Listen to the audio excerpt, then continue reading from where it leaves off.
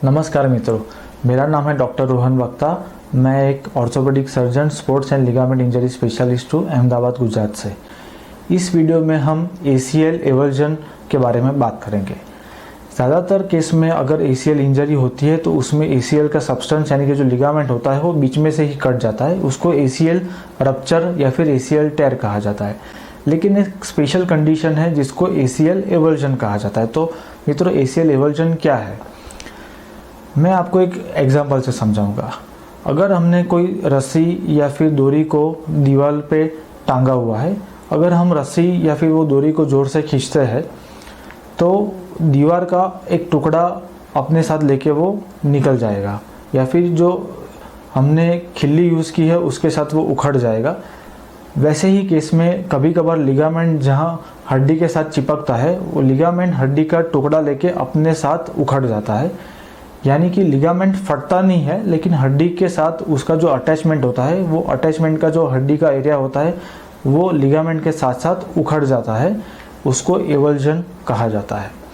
ACL यानी कि anterior cruciate ligament, जो हमारे घुटना का एक मुख्य लिगामेंट है, वो अगर उखड़ जाए और उसका डिस्प्लेसमेंट हो जाए, यानी कि वो अपनी हड्डी के साथ उसका जो अटैचमेंट है वो सेपरेट हो जाए, तो ऐसे केस में ACL का फंक्शन डिस्टर्ब हो सकता है। हमारा घुटना काफ़ी अनस्टेबल हो सकता है, चलने में दिक्कत आ सकती है। फ्यूचर में हैवी एक्टिविटी जैसे कि डांस करना, स्पोर्ट्स करना, अनइवन सरफेस में चलना, दौड़ना, ऐसी एक्टिविटी करने में घुटनों में दिक्कत आ सकती है।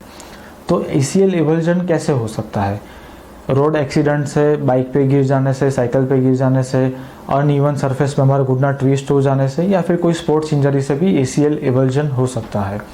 ACL एवर्जन हुआ है कि नहीं वो कैसे पता चलता है? तो वो एक्सरे करने पे या फिर MRI करने पे हमको क्लियरली पता चलता है कि ACL का एवर्जन हुआ है कि नहीं। और जब आप अपने डॉक्टर को विजिट करते हो तो वो घुटना चेक करके एंटीरियर ड्रॉअर टेस्ट और लेगमेंट टेस्ट, ये 2 टेस्ट करके मालूम पड़ सकता है कि ACL लिगामेंट इंजर हुआ है कि नहीं हुआ है।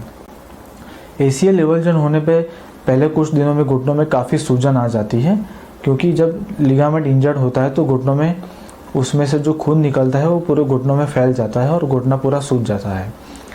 ACL एवर्जन के 4 ग्रेड होते हैं, ग्रेड 1, 2, 3 एंड 4। यानी कि बहुत कम मात्रा में एवर्जन यानी कि फ्रैक्चर खिसका है तो वो कम मात्रा में ग्रेड कहा जाता है। लेकिन बहुत ज़्यादा डिस्प्लेस हो गया है यानी कि अपनी जगह से पूरा निकल गया है तो वो ग्रेड 3 और ग्रेड 4 कहा जाता है। तो मित्रों, अगर पूरी तरह से वो डिस्प्लेस हो गया है यानी कि अपनी जगह से निकल गया है तो उसको डिस्प्लेस्ड ACL एवर्जन कहा जाता है, और ऐसे केस में सर्जरी करना आवश्यक रहता है। ACL एवर्जन के लिए क्या सर्जरी किया जाता है? तो उसको आर्थ्रोस्कोपी यानी कि दूरबीन या फिर की होल की मदद से की जाने वाली सर्जरी कहा जाता है। ये सर्जरी में कोई भी टाइप के स्क्रू की आवश्यकता नहीं रहती। इसके लिए जो टेक्निक हम यूज़ करते हैं उसको स्यूचर पुल आउट टेक्निक कहा जाता है, यानी कि स्पेशल टाइप के थ्रेड्स या फिर टाँके यूज़ होते हैं जिसकी मदद से जो हड्डी उखड़ गई है उसको बिठाया जाता है। इसलिए उसको आर्थ्रोस्कोपिक स्यूचर पुल आउट टेक्निक कहा जाता है। ये जो स्यूचर्स होते हैं वो बहुत स्ट्रॉन्ग मटेरियल होता है और वो लिगामेंट को अपनी पोजीशन में टाइट पकड़ के रखते हैं। जब तक हड्डी जुड़ जाती है तब तक वो स्यूचर उसको पकड़ के रखते हैं।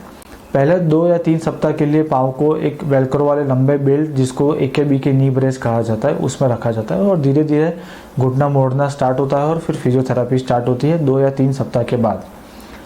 मित्रों, ये जो ऑपरेशन होता है 2 छोटे छोटे होल के द्वारा ही किया जाता है, उसमें कोई बड़ा चीरा नहीं आता, इसलिए उसमें रिकवरी काफ़ी फास्ट है। उसमें इन्फेक्शन होने के चांसेस बहुत ही कम रहते हैं क्योंकि उसमें बड़ा चीरा नहीं लगता, खून का बहाव भी कम होता है और रिकवरी फिजियोथेरेपी के द्वारा काफ़ी फास्ट हो जाती है। तो मित्रों, ये वीडियो में हमने आपको ACL एवर्जन के बारे में बताया। फिर भी आपको इसके रिलेटेड कोई भी क्वेरी है, क्वेश्चन है, तो आप हमें नीचे कमेंट सेक्शन में लिख के भेज सकते हो। हमारे WhatsApp नंबर पे अपने रिपोर्ट भेज के उसके रिलेटेड क्वेश्चन हमें भेज सकते हो। अगर ये वीडियो आपको अच्छा लगे तो लाइक करें और हमारा चैनल सब्सक्राइब करें। Thank you.